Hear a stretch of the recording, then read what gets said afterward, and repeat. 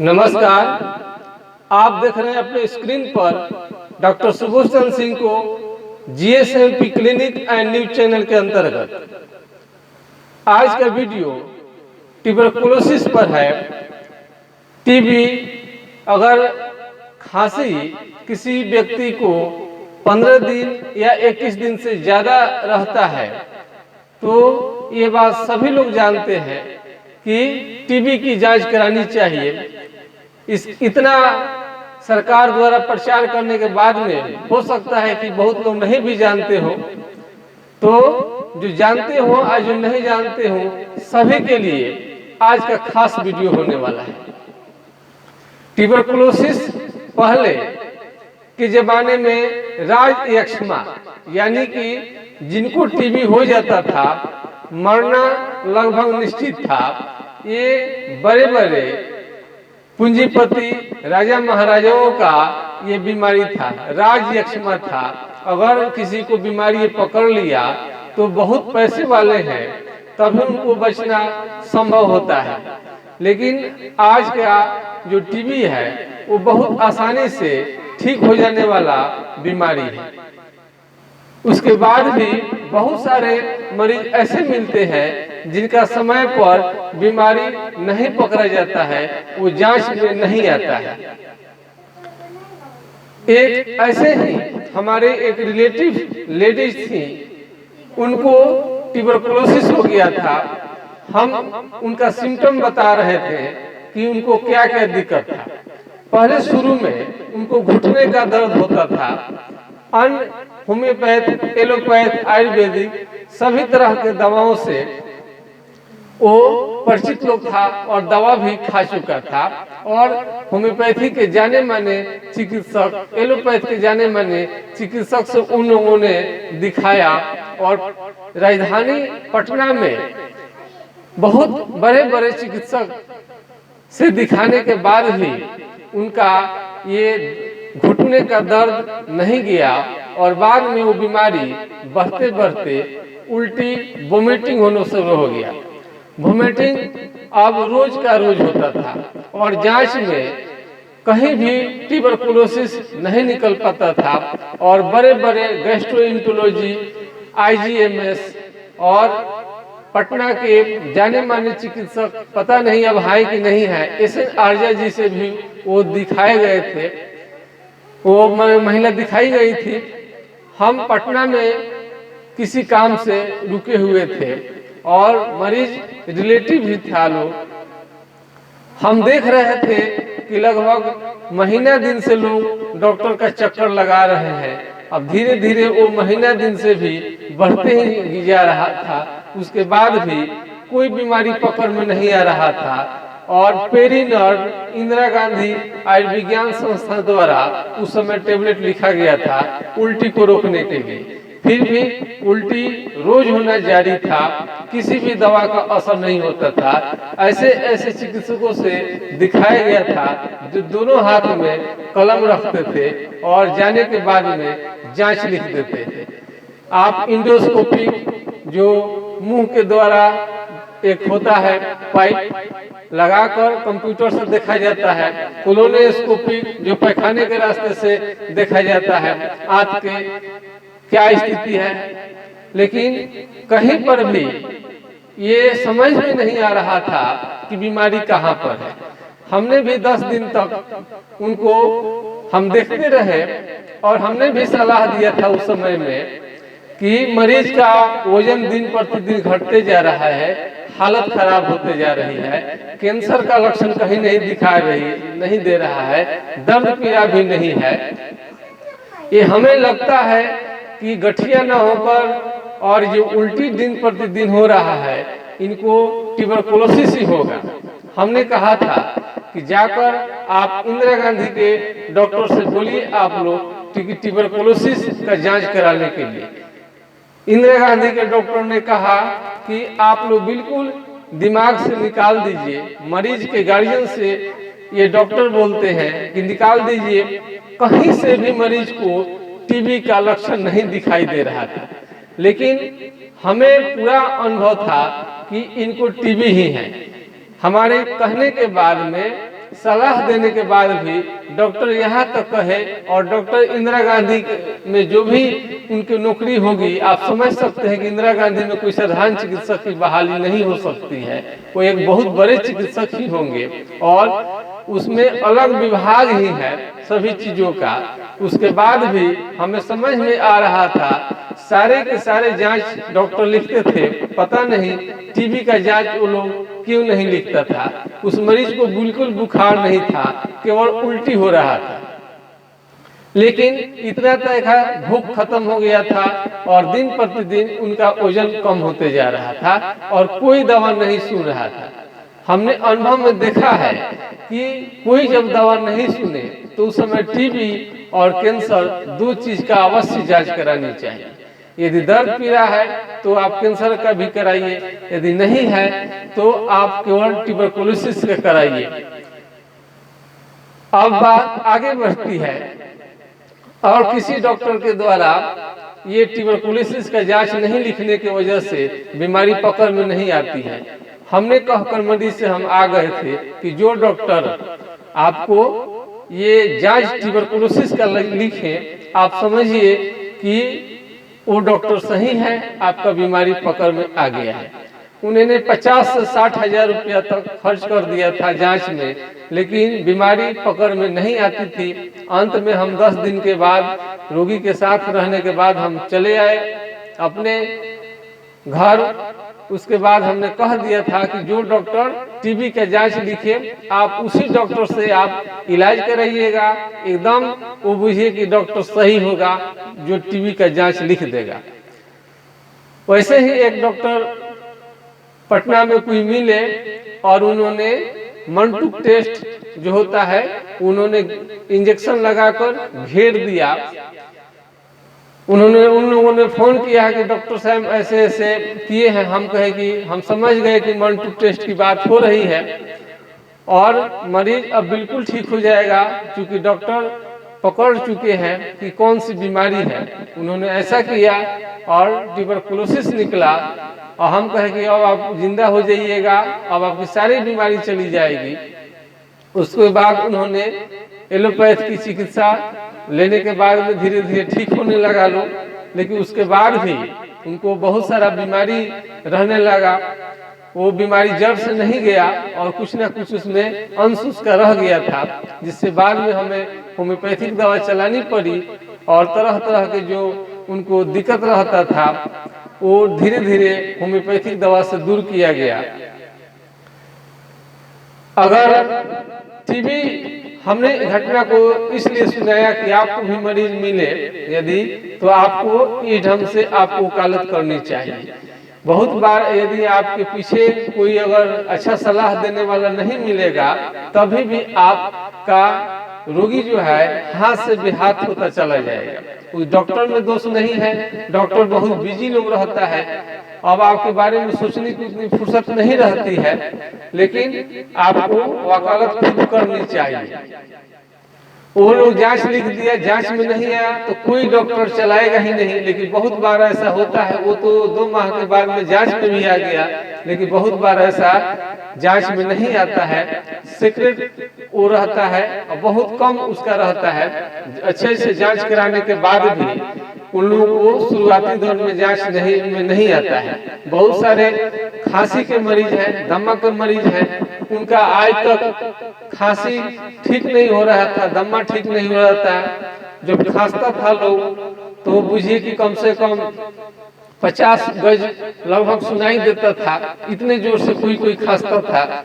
उसको भी लोग आयरन का इंजेक्शन देता था। ये हमारे गांव की घटना है, आयरन का इंजेक्शन देता था। हमारे क्लिनिक में भी लोग लाया गया कि मरीज को कि इंजेक्शन दिलवाया जाए, तो हम कही क्या चीज का इंजेक्शन आप लोग डलवा रहे हैं। मेरे जो भी कंपाउंडर थे वो आयरन का इंजेक्शन पड़ता था, तो हमने देखा एक बार मरीज मेरे करीबी था, जान पहचान का था। हम कही क्या चीज ये आयरन का इंजेक्शन बार बार पड़ता है। अरे सबसे पहले ये शरीर आपका कमजोर क्यों हो रहा है, इस पर डिस्कस होनी चाहिए। हमने जो डॉक्टर जो इलाज कर रहे थे उनसे भी बात की मरीज के बारे में, इस मरीज को टीबी का दवा क्यों नहीं चलाते हैं, ये तो खांसता है और ये 50 कदम दूर सुनाई देता है, ये तो किसी बिना जांच का ही लग रहा है कि ट्यूबरकुलोसिस का मरीज है।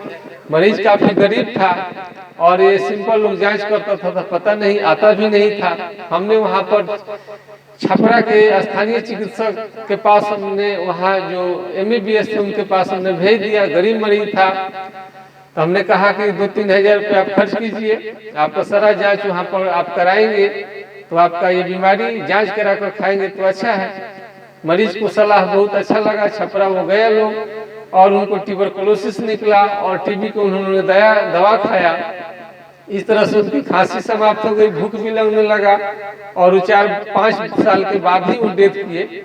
वो भी बूढ़े हो चुके थे, लगभग 60 साल से 65 साल की उनकी उम्र होगी। ऐसे भी कई तरह का मरीज आते हैं। अब सुबह में आपको यदि पैखाना बहुत ज्यादा अगर होने लगे, उठते मॉर्निंग डायरिया, यानी morning diarrhoea is called tuberculosis.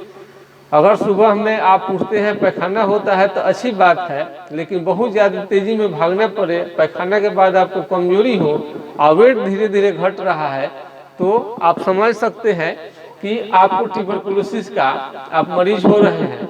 अथवा आवश्यकता से ज़्यादा लीन थीन होना और अच्छा खाने के बाद भी आपको दिन प्रतिदिन दुबला होते जाना, ट्यूबरकुलोसिस का ये लक्षण हो सकता है।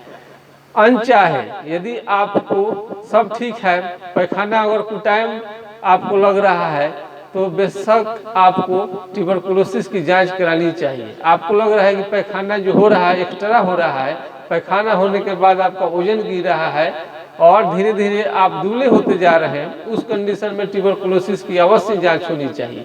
ऐसा नहीं है कि ट्यूबरकुलोसिस का एलोपैथ में ही आपका उपचार है, होम्योपैथ में भी आपका उपचार है। इसको जड़ मूल से आप ठीक कर सकते हैं, बशर्ते कि सिम्टम आपको अच्छी तरह से लेने आनी चाहिए और इसका तगड़ा अनुभव होनी चाहिए। यदि आपके पास अनुभव अच्छा है तो आप ट्यूबरकुलोसिस को बहुत अच्छा से ठीक कर सकते हैं। ऐसे भी मरीज आते हैं जो जांच रिपोर्ट तो ऐसा लगता है कि किताब बन जाएगा। रोगी हम लोग देखने से डरते हैं कि पता नहीं ये मरीज एलोपैथ के इतने बड़े बड़े डॉक्टर से दिखा चुका है, पता नहीं ठीक होगा कि नहीं होगा। वो खांसी 1 सेकंड में उसको खांसना पड़ता था, खांसते खांसते उसको हालत खराब हो जाता था, हमेशा खांसते रहता था। हमने कहा कि तुम इसी जगह रुक जाओ। वो जो बगल में व्यक्ति जो बैठा रहता था वो उठ के भाग जाता था, उसको भी समझ में आ जाता था कि इस व्यक्ति को टीबी है। अब समझ सकते हैं कि टीबी का लक्षण कितना आसान होता है।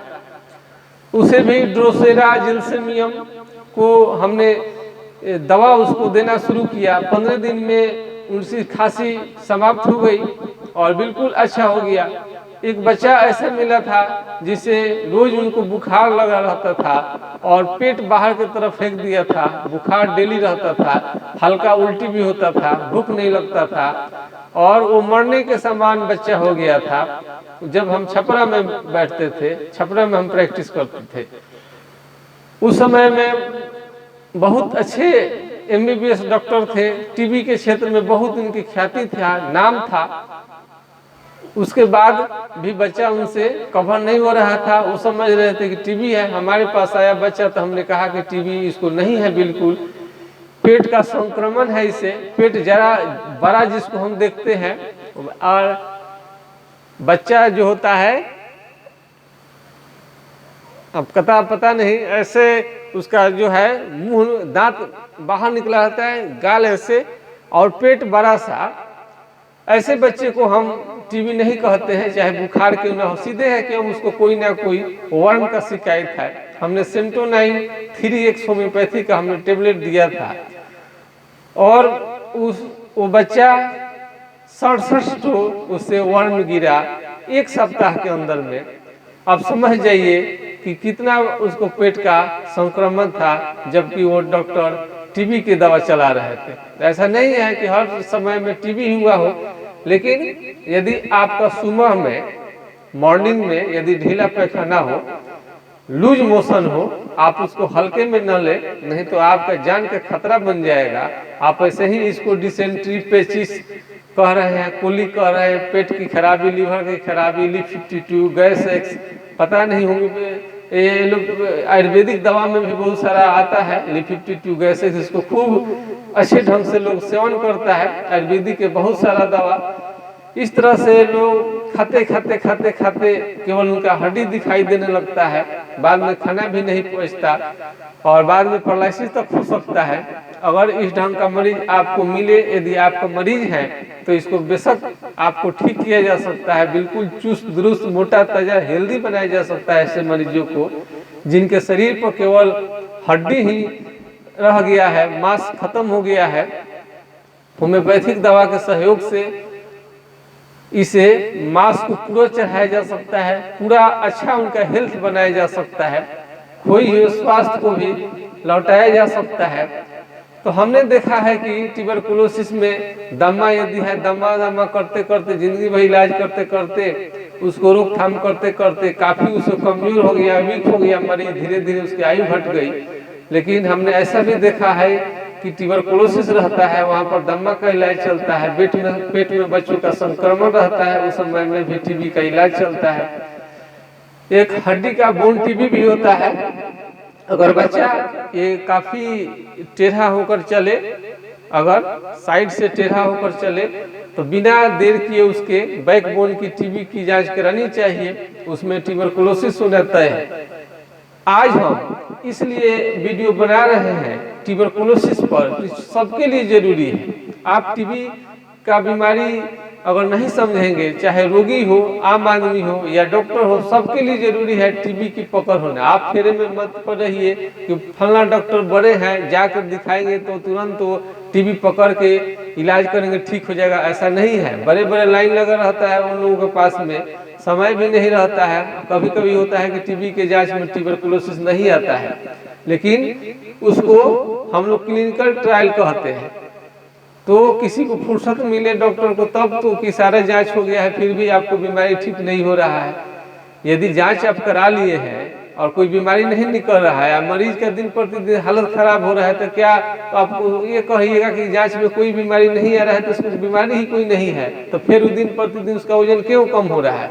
सोचनी चाहिए कि ऐसा भी हो सकता है कि जांच में हो सकता है कि शुरुआती दौर में रहता है, वो जांच में नहीं आता है। और दूसरी चीज है कि लोकल जांच जो होता है उसमें हम देखते हैं कि नहीं आता है, लेकिन वही जो बड़ी बड़ी कंपनियां हैं पैथोलॉजी के क्षेत्र में, रेंडेक्सी हो गया, थोरोकेयर हो गया, इसमें आप जांच के लिए देंगे, ऐसा बिल्कुल नहीं होगा कि जांच में आपको ना निकले। हेपेटाइटिस के केस में भी हमने देखा था कि मरीज को बहुत जांच होने के बाद में लोकल सभी जगह हेपेटाइटिस बी पॉजिटिव दिया जाता था, लेकिन मरीज में कोई सिम्टम नहीं था। इसकी कहानी भी बड़ी लंबी चौड़ी है, लेकिन हमने कहा कि आपको दिक्कत है तभी दवा दिया जाएगा।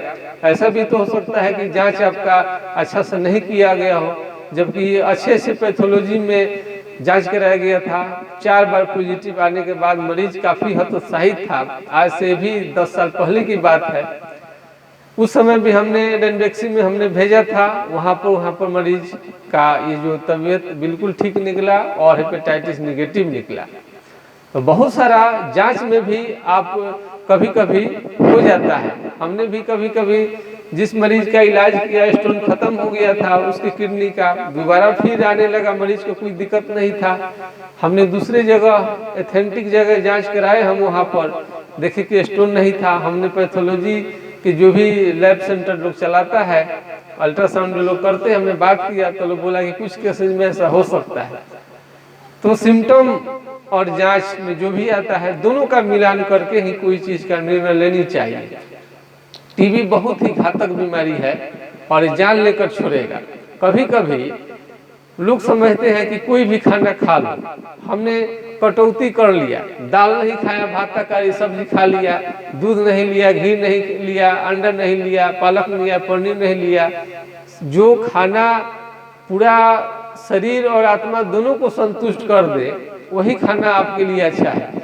यदि आप पौष्टिक भोजन नहीं करते हैं तो आपका शरीर ट्यूबरकुलोसिस की ओर बढ़ते जाएगा और एक दिन धीरे धीरे कोई भी संक्रमण आपको आसानी से लग जाएगा। खांसी हो, छींक हो, बुखार हो, कुछ भी है, ऐसा आएगा कि आपके शरीर में रह जाएगा और दूर होने का नाम नहीं लेगा।